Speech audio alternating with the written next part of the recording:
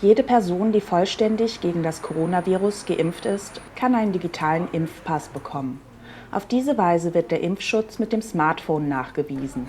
Hallo, ich hätte gerne den digitalen Impfpass. Was brauchen Sie denn da für Unterlagen? Sie müssen Ihren Ausweis mitbringen und Ihren Impfausweis.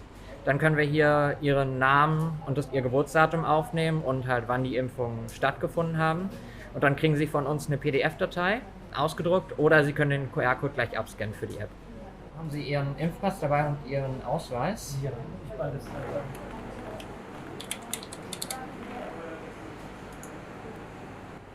Würden Sie einmal die Seite mit der Impfung aufschlagen? Und gilt das auch für die Johnson & Johnson Impfungen? Das gilt für den BioNTech-Impfstoff, für den Moderna, AstraZeneca und den Janssen-Ziele. Genau. Okay, dann können Sie einmal den QR-Code hier abscannen. Der digitale Impfpass kann in der Corona-Warn-App oder COV-Pass-App erstellt werden und ist 14 Tage nach der letzten Impfung gültig. Hier ist Ihr Name und Vorname, das Geburtsdatum, dass das stimmt. Und hier ist einmal eine von einer Impfung mit Janssen am 3.6.2021. Dankeschön. Ja, klar. Schönen Tag noch. Gleichfalls.